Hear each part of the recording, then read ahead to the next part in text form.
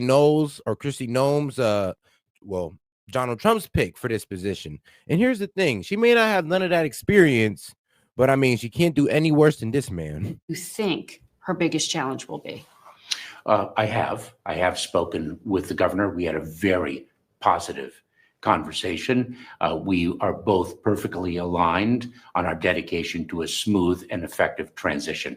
I care very deeply about the well-being of this department, dedicating so many years to public service. She expressed her dedication to the well-being of this department. She is a governor, so she knows how to lead. And I am optimistic and hopeful and dedicated to her success. There have been hiccups with transition so far in terms of even just the information that is being shared because of these lack of signing off on paperwork at certain government agencies. What is it going like? You know, how smooth is it here? Here, the transition team has landed at the Department of Homeland Security. We have begun to produce documents and provide information to the transition team. I happened to run into the transition team leader yesterday here at DHS headquarters, and we are working well together.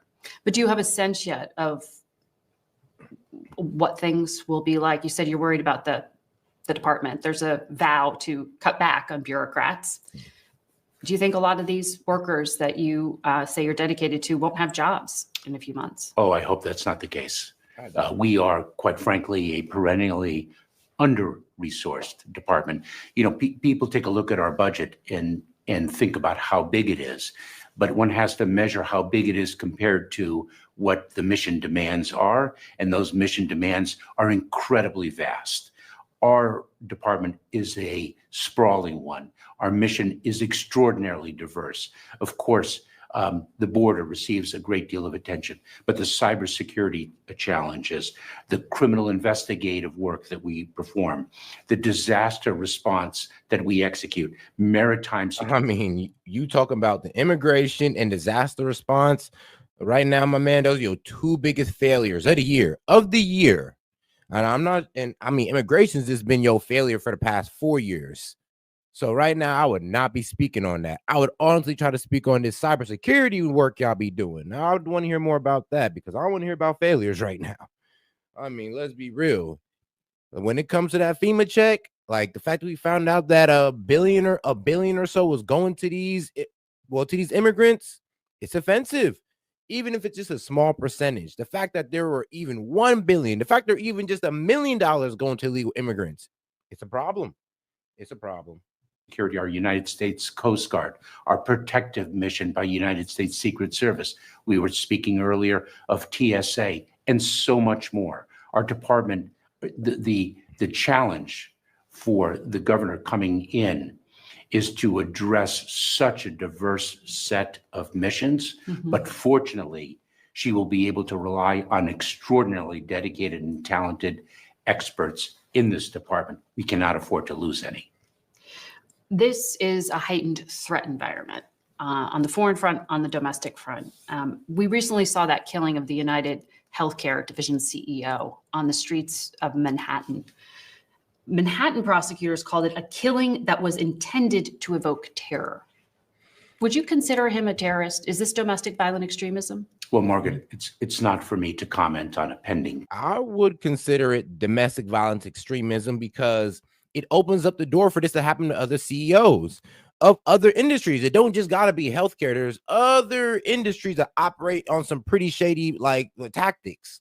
And if they was get taken out, we could have the same argument of, oh, well, he was hurting a lot of people with his shady business tactics and all this. Yeah, y'all open up a very, I would say, a very dark door. Like, we don't want to go there. We don't want to go into that dark place to where it is now a good thing, or it is now recognized to go out there and take out a CEO because of their shady business tactics. Let the law come after them, because guess what? The law was coming after that United Healthcare CEO. But that man ain't want to see that happen. Criminal case, I will not do that. First of all, let us take a step back and note the tremendous tragedy. A father of 2 children, a family man, was murdered in New York City in cold blood. first and foremost. Secondly, you spoke of the heightened threat environment. The rhetoric on social media following that murder is extraordinarily alarming. It speaks of what is really bubbling here in this country, and unfortunately, we see that manifested in violence. The domestic violent extremism that exists, the threat of it in the United States is one of the great threat streams that we must counter. Of course, there's also the threat of foreign terrorism, as well as the actions of adverse nation states. But when you say something's bubbling, what's the national trend that you're seeing? Look, we have been concerned about the rhetoric on social media for some time. And that's against CEOs, that's against the government, that's against leadership. We've seen narratives of hate. We've seen narratives of anti-government sentiment. We've seen personal grievances and the language of violence. From who? Come on, tell me who you hear it from. Because it's definitely coming from Democrats. And then if you are hearing anything like that, it's probably from these immigrants that y'all just let over into here. Y'all let these immigrants in. Honestly, this man was the director of the whole situation that was supposed to keep these immigrants out. So yeah, we had Kamala Harris border czar, but then this man was your next best one. So it's kind of crazy how he's speaking like this. It's like, yo, there's a reason why you're on Face the Nation. It's because there's been some crazy things that went down that honestly you have full leadership over, and it went to hell. Explain yourself. And make sure y'all like the video, man. Go ahead and double tap that screen, like the video, hit the 3 dots up there in the corner. Accompanying or being a part of those narratives is something that we're very concerned about. That is a heightened threat environment. I still am alarmed, though, by the heroism that is being attributed to an alleged murderer of a father of 2 children on the streets in New York City. And a lot of that seems to be around the healthcare industry and what that company was doing. It's depersonalized. The victim is depersonalized. And the victim is a person. Yeah. And the victim is a husband. And the victim is a father. Thank you. I ask you. Thank you for saying that. Thank you for saying that. We got to give him that. About a trend, because often these things are discussed in purely political terms as political violence, but it seems like you're saying it's almost broader. Oh, it is. It is not purely a political rhetoric. We see a wide range of narratives that really drive some individuals to violence, and we have a responsibility to know the threat landscape and see what we can do working with communities to prevent that violence from actually occurring.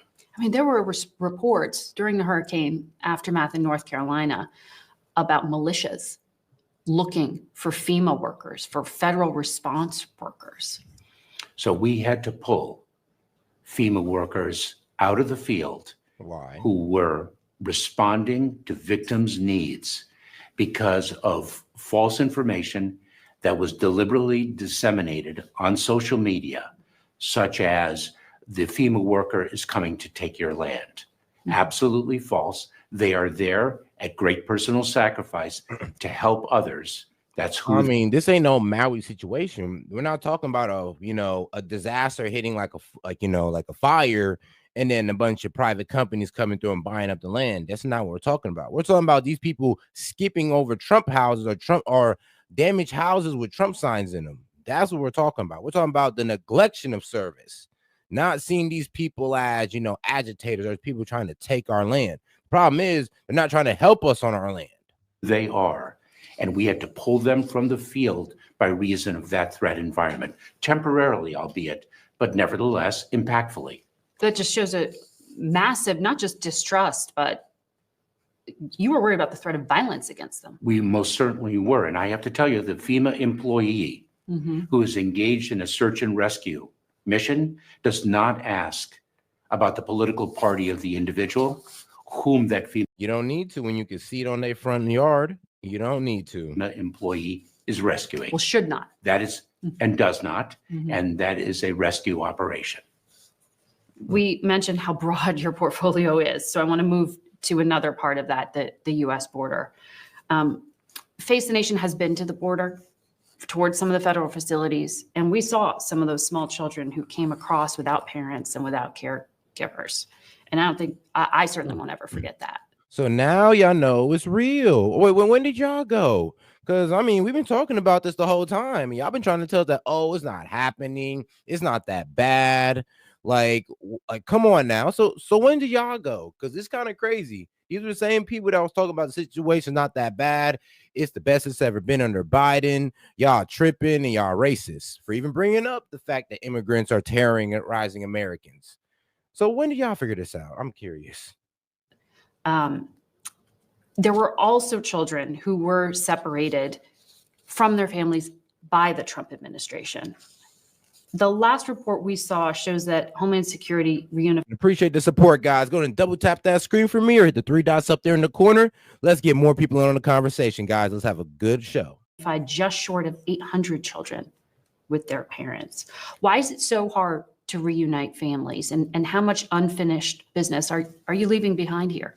So we are very proud of the work that we performed through the Family Reunification Task Force, a multi-agency effort that I led here in the Department of Homeland Security.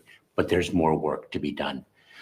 Some of the parents who were removed are difficult to find. Some are reluctant to come forward, worried that the separation could occur again. We're dealing with vulnerable populations who have gone through trauma. So there are a myriad of challenges, some of which we have been able to overcome, as you note. And here's the thing, though. He's talking about vulnerable populations, but y'all impose immigrants on them. Y'all flew in immigrants on these vulnerable populations that already had like a low wage area, low job area, and then y'all put immigrants there. And trust me, I live in Ohio, and they did it to one of our cities. The place was already low wage. Everybody was already struggling for jobs. Then you put a whole bunch of Haitians in there and then think what? Think what was going to happen? It was going to get better? No, it got 10 times worse. Except now there's Haitians. For 800 or so families, but there's more work to be done. How many are left? It is unclear because we were not left with good records. Data was not kept. And so that was also one of the great challenges that we had to overcome. We could not have done our work, what we accomplished, without the partnership of groups in the community that had other connections to separated families. Non-government agencies. Separated or dead. Let's be real. Good. Trying to get into America, trying to cross that border, just making it to the border is a death trap. It's a death trap that a lot dying and not too many make it through. So when some of these kids make it here, it's not because they got separated from their parents, sadly. ICE was also unable to account for more than 32,000 unaccompanied kids who failed to appear in court from 2019 to 2023, according to the report we read. The incoming border czar, Tom Homan, says these children are being exploited and trafficked. Is that true? Well, we certainly, Margaret, we certainly have received reports. Hold on. What this young lady asked her? The incoming border czar, Tom Homan, says these children are being exploited and trafficked. Sure. Is that true? Hold on. Well, hold on now. Are you serious? You don't know that? Don't ask this man. Ask Homeland Security. Like, ask them people. I'm like, they'll tell you for sure. HSI, HSI or IHS. Yeah, they'll tell you. Like, what? Ask the border agents. They'll tell you. Bro, please, I hope this man tells the truth, because there's a lot of people under him who will tell you straight up that's what's going on. Yes, there's hella children here who are unaccompanied, hella children here who just walk right through the border unaccompanied, 14 years old in America, and who knows what the hell they're doing. Who knows? But they're here, though. They're here. And make sure y'all like the video. Appreciate the support, guys. Go to double tap that screen. or hit the three dots up there in the corner, like the video, and any question, comments, or jokes, just a super chat in, and you just have just $1 and up. Go ahead and read that out loud for you. Do you know? Margaret, we certainly have received reports of children being trafficked, even those as to whom we know where they are. That is outside the responsibility of the Department of Homeland Security. Mhm. What we do is we turn children over within 72 hours, as the law requires, to the Department of Health and Human Services, and then HHS places those children. Of course, we investigate cases of trafficking, but there are children who are reunited with a parent here in the United States or a legal guardian, and they move. And sometimes the government loses track. Individuals do not come. But bro, tell me a story of when okay, hold on, bro. You're trying to tell me, and man, everybody makes I'm trying to make sure I heard this right. You're telling me that an illegal immigrant who was a kid came over into America and y'all sent them away to a citizen that was a parent? If his parents are a citizen, why the hell did he have to go through such dangerous circumstances to get here? Do you not see any type of, like, I don't know, fraudulent activity? No fraudulent flags went up. Like, God damn it, man. Comply with the reporting obligations or otherwise. I think it is inaccurate to say that all of them are trafficked or victimized. There are a number of reasons why we might lose track of an individual. That is not necessarily specific to this administration. That has been a long-standing challenge in the immigration system. One example of why that system is so broken, why the duration of time in proceedings is unacceptably long and has to be remedied. Remember, we're dealing with a system that was last reformed in 1996. So what more can you do to combat the trafficking that is happening of some of these children, or the exploitation of some of these children? Is that up to Congress as well, or can Homeland do more? Well, we have done more. As a matter of fact, our entire worksite enforcement strategy has been to focus our criminal investigators and our other officers on employers who exploit vulnerable individuals, including underage individuals, and take advantage of the fact that they are migrants seeking work in the United States and pay them substandard wages, have them employed in substandard working conditions, and the like. And so that is where we have, I would submit correctly, focused our energies, and we've been unprecedented in that focus and in the success of that focus. We need more resources. The problem of it's a money problem. We need more personnel. We certainly do. All right. But Well, at least he was smart and ain't make himself sound greedy. He was like, well, yeah, basically we need more money for more people, but we need more personnel. And I guess they're unmanned. I mean, they're undermanned. So, okay. So it is, I guess I see what would be pretty hard to provide disaster relief if you don't got enough men to secure the border, if you don't got enough men, but we got hella border agents. So what's the excuse there with the border? But the disaster relief now, I can kind of give him that. Exploitation of them. Are you limited in your authorities at this point? When the Trump administration promises they will change it, can they change it? This has been a problem that has been decades long. This is not a new problem. I wish them tremendous success. I will support them in their efforts to end the scourge of human exploitation and human trafficking. So at this point last year, in December of last year, border crossings were at record highs. Now they've dropped to the lowest level of the Biden administration. How much of that drop off is because Mexico is now stopping migrants from even getting to that southern border of the United States? That is critically one element of it. It is not the only element of it. The president took decisive action after politics killed what would have been an extraordinarily enduring solution to what is a broken immigration system, that bipartisan legislation. So what happened to the immigration system? How we go from a fixed one, because Obama Admittedly, he had it right. Trump had it good. How did it get broken with Biden? That's what I want him to explain. What happened under Biden that made it broken? And you know what? If he won't explain it, trust me, my man Alex Jones, he explained it perfectly. And don't worry, that video is coming up next, where he breaks down every flaw Mayorkas made, and honestly, how Biden undermined Mayorkas. Because I ain't gonna lie, he probably did have every full intentions to actually do his job in every facet, in every section of his job. But there were points where Biden definitely undermined this man and kind of, I ain't gonna lie, took him back. That I was very proud to be a part of, would have really delivered a solution. Because politics killed it, the president took executive action.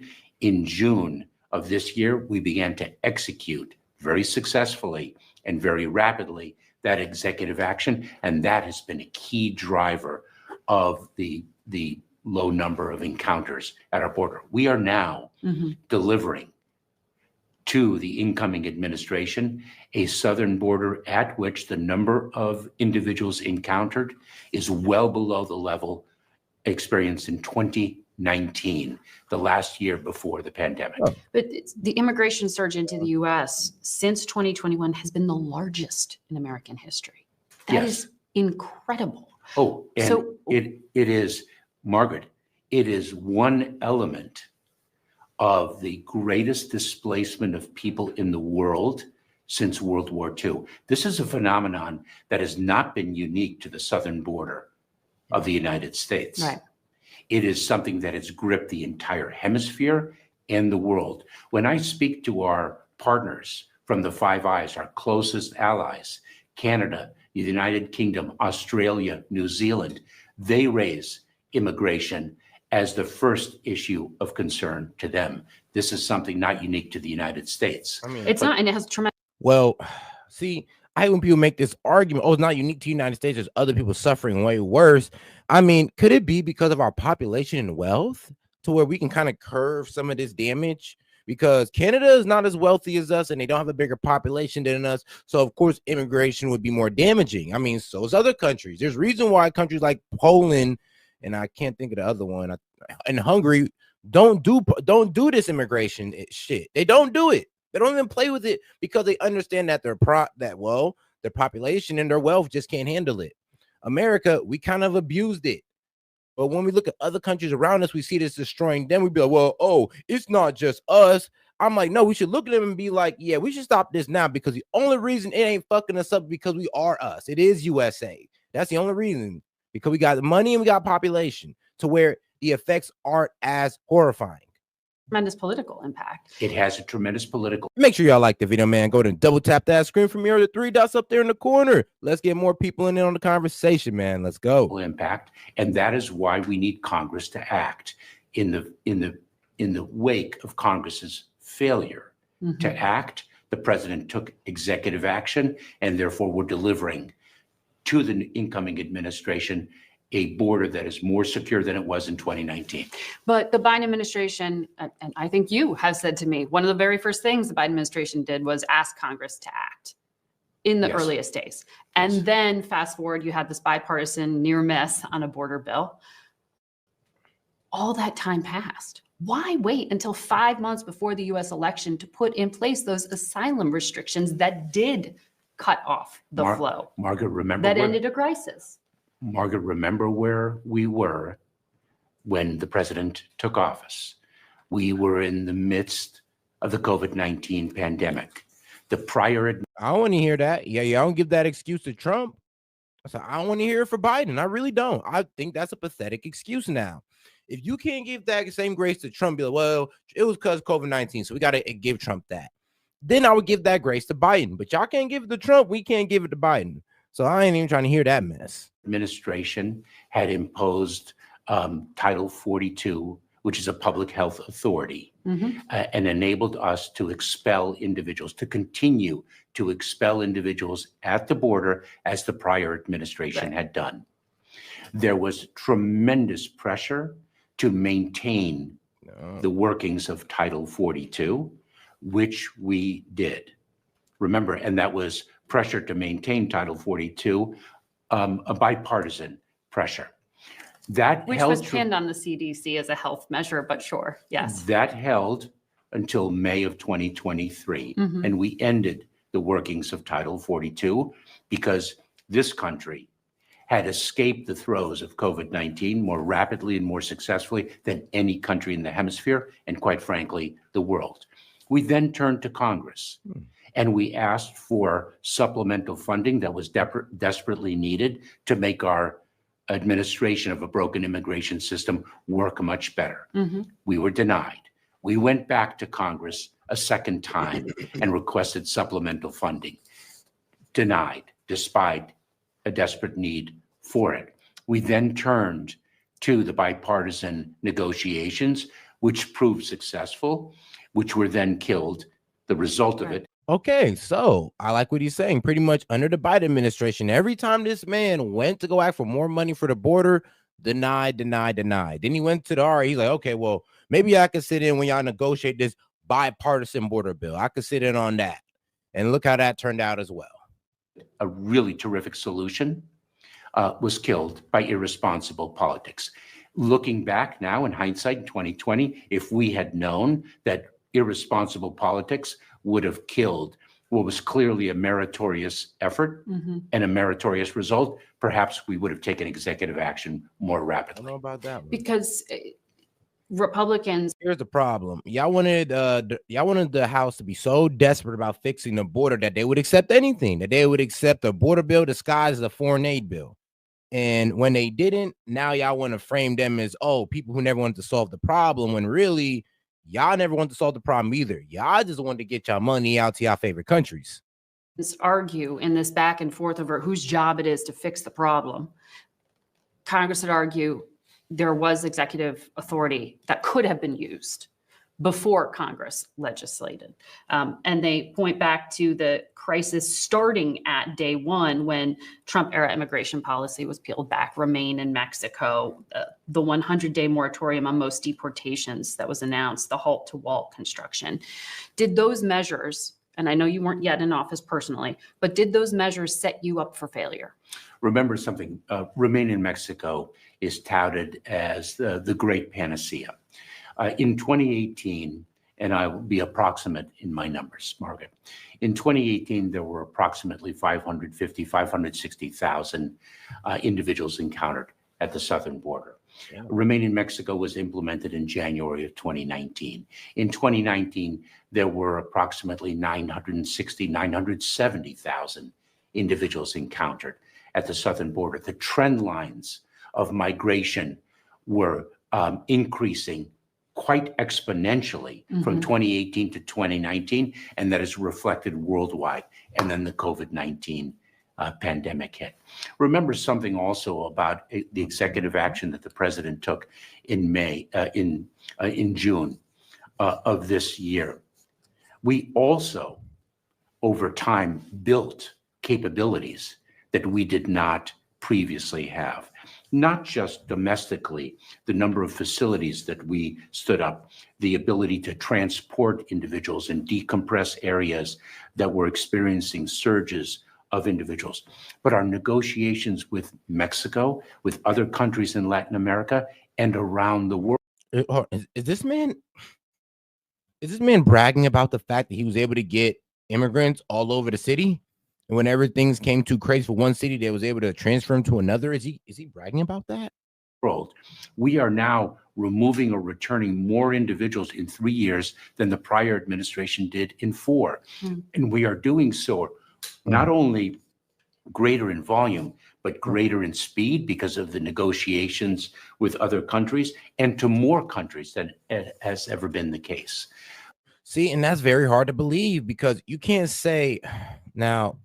See, Don, you're actually right. Because the immigration chart is actually needed for this one because there's just no way we can just sit here and allow them to lie like this. Like, there's just no way, because you're not going to sit here and tell me that, oh, yeah, well, we did better during the previous administration. And that's not what the chart says. It's not. It's literally not what the chart says. And there's proof. So the fact that people could sit here and just say, oh, well, during Biden administration, we had like low numbers. What you mean? We had it all the way handled. I mean, no, y'all didn't. Like, there's no way y'all can say that. But let me go ahead and pull it up here for y'all. We have been removing Chinese nationals who have no lawful basis to remain in the United States back to the People's Republic of China for the first time since 2018. And we have run a number of removal flights to that country. Well, why didn't we hear more about those enforcement actions during the election cycle? All right, I got it right here for y'all. All right.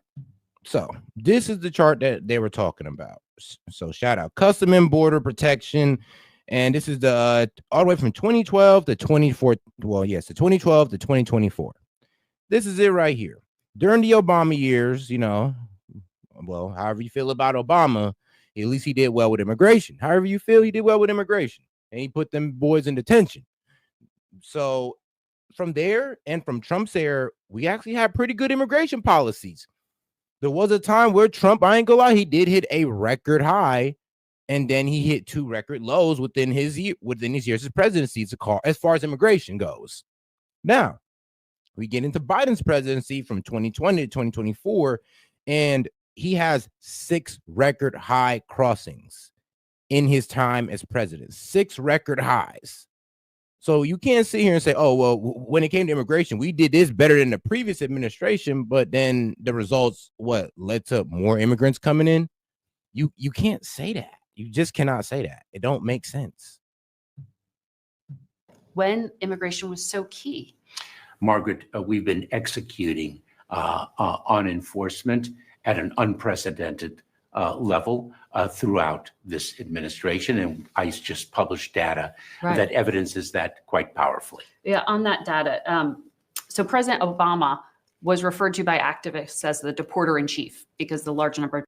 And if you'd appreciate that, man, go ahead and like the video, double tap that screen or the 3 dots up there in the corner to like the video. We appreciate support, guys. Let's get more people in on the conversation. Let's go. Deportations on his watch. But that data you just cited shows deportation of migrants is at a 10-year high under President Biden, a 10-year high. So what shifted at DHS that prompted this deportation of more than 200,000 unauthorized? Like, y'all got to make your mind up. That don't make sense. He can't look. This man led in the most immigrations out of all the presidencies beforehand. We're talking about Obama and Trump. He led in more immigrants. So you can't say he also had the same deportation, because I'm gonna be real with you. Obama's been the deporter in chief since forever now. So unless Biden can beat 3 million people deported, then you're lying. Migrants from the United States this year. That's one of the highest numbers in recent years.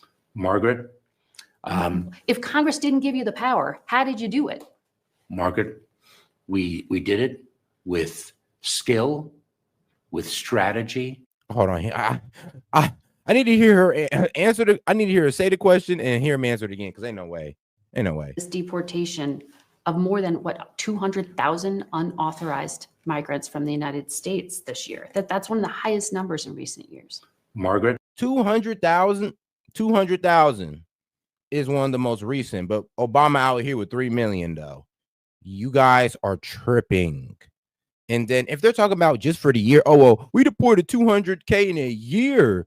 And I'm like, yeah, but y'all let in like millions. 200K to, I don't know, 2 million. It is not very, you didn't do too well. You didn't really hit the numbers the way y'all thought y'all did. You didn't really do much. You ain't eat like you thought you did. If Congress didn't give you the power, how did you do it? Margaret, we did it with skill, with strategy, and with unflinching dedication to that mission. And let me share with you, I am an immigrant to this country, and what this country gave me drove me to public service. I spent my first 12 years in government service as a federal prosecutor. And the conclusion that I have lived and the conclusion that defines this country is the following: that we are a nation of laws and a nation of immigrants. And if individuals do not have a lawful basis to remain in the United States, we will remove them. But it would also suggest that there is the ability to do it without Congress acting. right? That's the downside of showing you can make it work. Yes, but Margaret, we made those very impressive statistics happen, but there is much more work to do. And what we have to do is to ensure that the problem does not continue. This broken system needs to be fixed.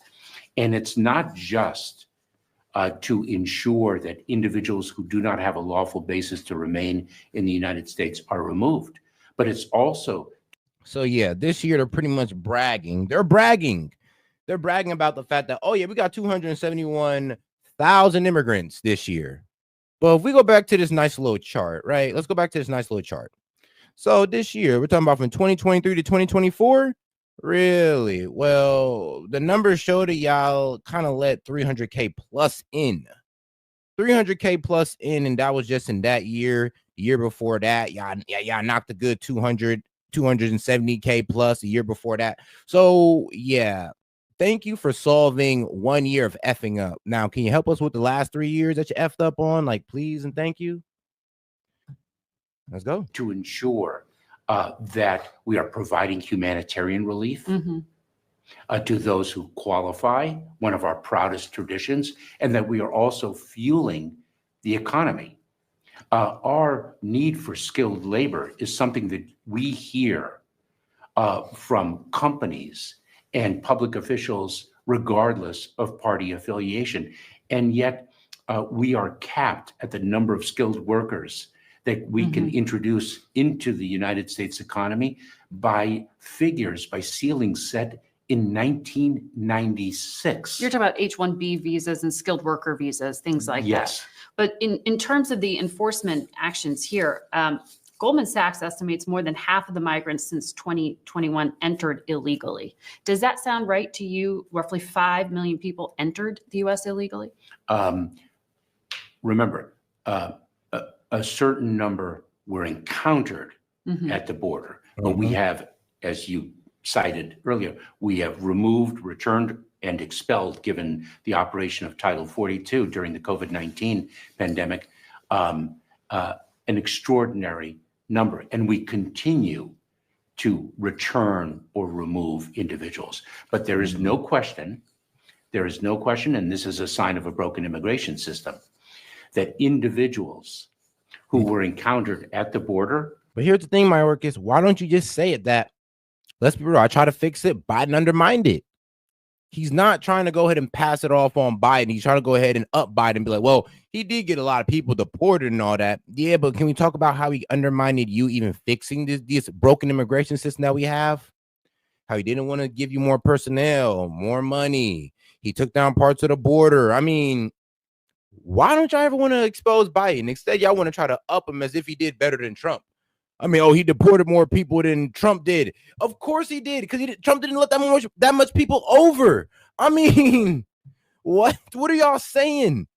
If we go year for year on how much immigrants Trump got in, deporting 271,000 would have damn near been every immigrant that crossed over in Trump's presidency.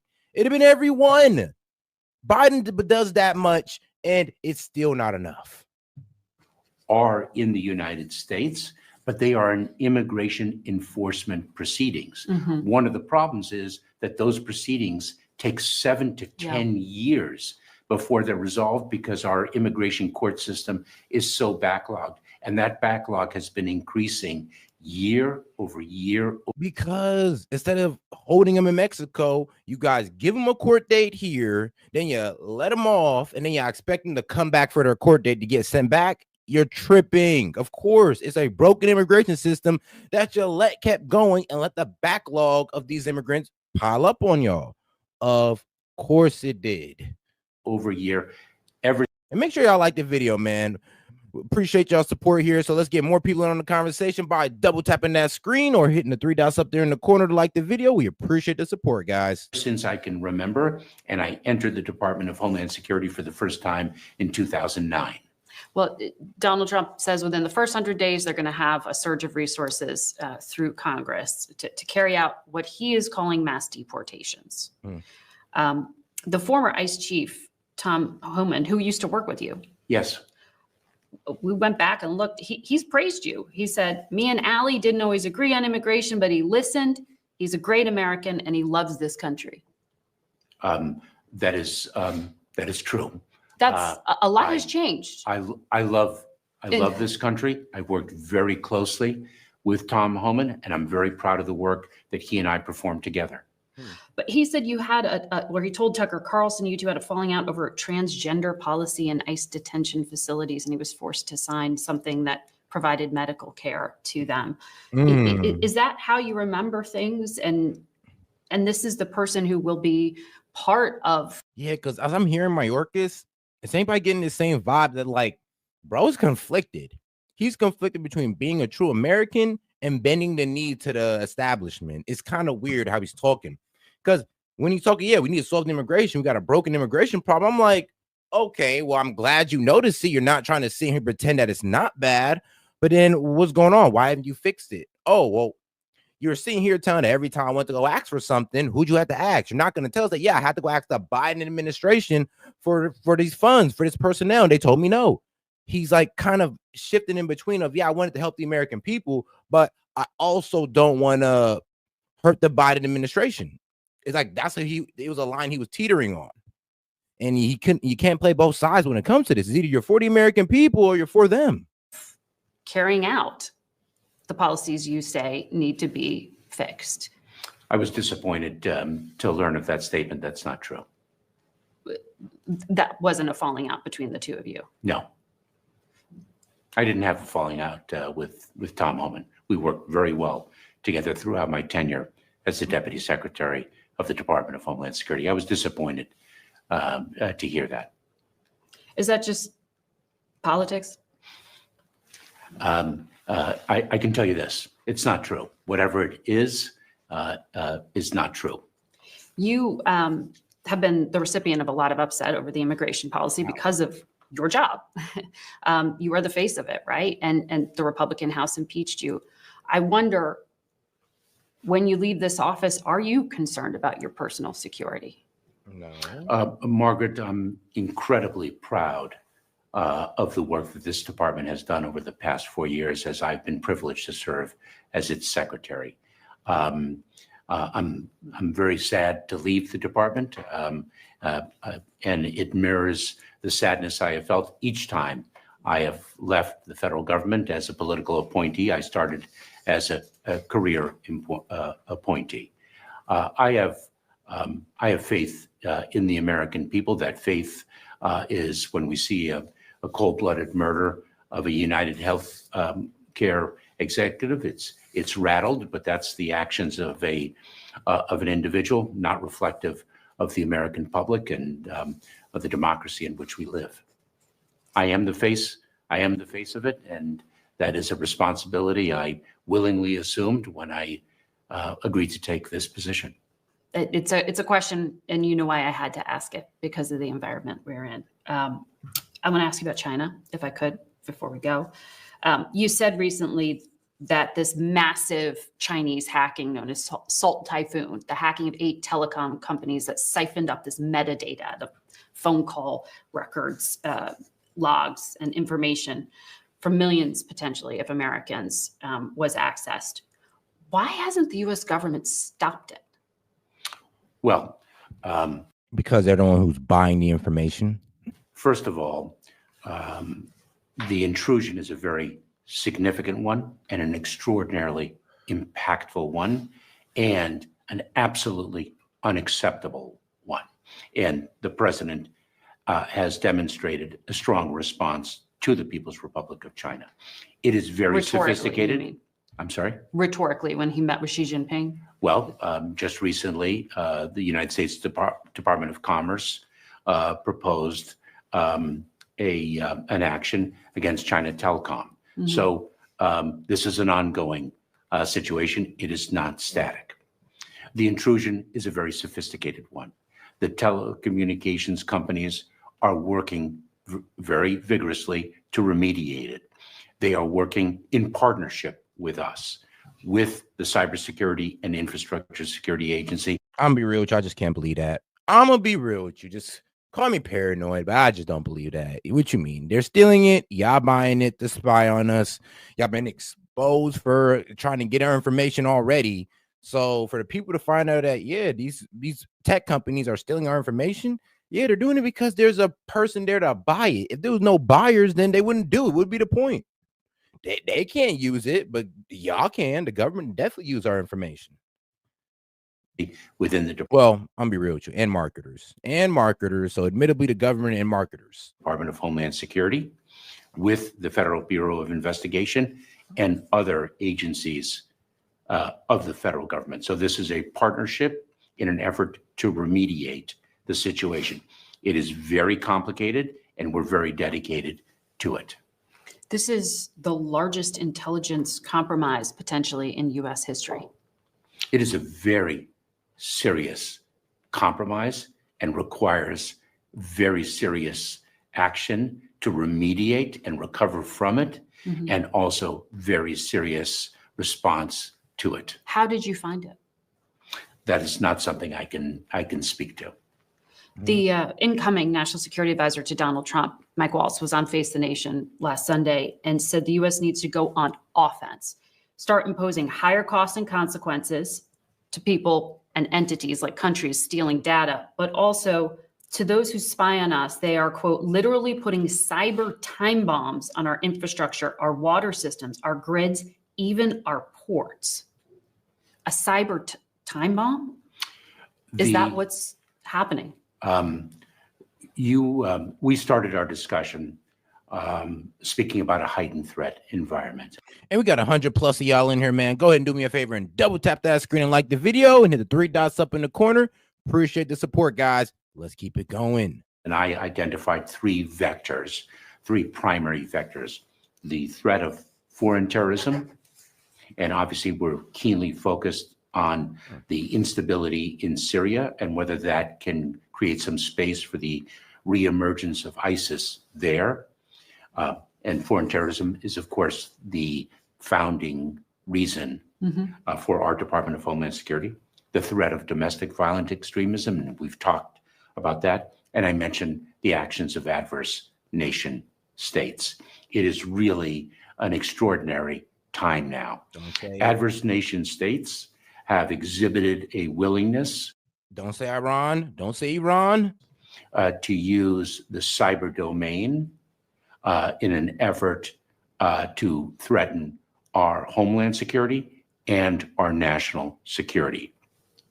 The infiltration, the hack of the telecommunications companies is one example. We've seen critical infrastructure hacked as well, and it does require a response.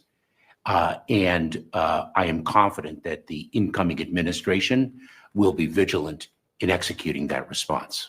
Would you put that at the top of the list for the incoming secretary? I would put that at the top of. It's crazy because I ain't gonna lie. All these tech companies should be paying everybody, like, maybe not money, but at least be paying for everybody's credit security. Like, yes, y'all should be paying for everybody's credit security for the next like 5 years until this stuff blows over, because y'all release everybody's information. Now they're open to fraud because of y'all. So it is kind of crazy how y'all just sitting by, oh, whoopsie daisy. Like, no. Make sure people are protected because of your mistakes. Come on now, cough it up. Of the list, whether it's at the very top, I'd want to think through, but it is at the top of the list, most certainly. As you come to the end of your time here, what is the thing that keeps you up at night? Margaret, it's not singular. It's not singular. Our mission space is so vast. Our mission is so diverse. There are challenges in each area of this department. If you asked me for an embracing concern, it is the safety and security of the American people. That is our commitment, and ensuring that that is preserved and not in any way encroached upon is our highest obligation. And I'm incredibly proud to serve it. Mr. Secretary, thank you for your time. Thank you, Margaret. And all right, though. So let's get over to the next part of this video that I have pulled up. 'cause I believe she had a second part to it. So let's make sure we get to the full reaction, the full video. Let's go. On Friday, we sat down with outgoing DHS Secretary Alejandro Mayorkas to get his thoughts on the Homeland Security challenges facing the next administration. Here's part of our conversation. We recently saw that killing of the United Healthcare Division CEO on the streets of Manhattan. Manhattan prosecutors called it a killing that was intended to evoke terror. Would you consider him a terrorist? Is this domestic violent extremism? The rhetoric on social media following that murder is extraordinarily alarming. It speaks of what is really bubbling here in this country, and unfortunately, we see that manifested in violence. The domestic violent extremism that exists, the threat of it in the United States is one of the great threat streams that we must counter. But when you say something's bubbling, what's the national trend that you're seeing? Look, we have been concerned about the rhetoric on social media for some time. And that's against CEOs, that's against the government, that's against leadership. We've seen narratives of hate. We've seen narratives of anti-government sentiment. We've seen personal grievances, and the language of violence accompanying or being a part of those narratives is something that we're very concerned about. That is a heightened threat environment. I still am alarmed, though, by the heroism that is being attributed to an alleged murderer of a father of two children on the streets in New York City. And a lot of that seems to be around the healthcare industry and what that company was doing. It's depersonalized. The victim is depersonalized. And the victim is a person. Yeah. And the victim is a husband. And the victim is a father. Face the Nation has been to the border towards some of the federal facilities, and we saw some of those small children who came across without parents and without caregivers. And I don't think, I certainly won't ever forget that.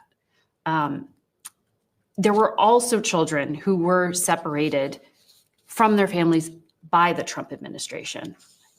The last report we saw shows that Homeland Security reunified just short of 800 children with their parents. Why is it so hard to reunite families, and how much unfinished business are you leaving behind here?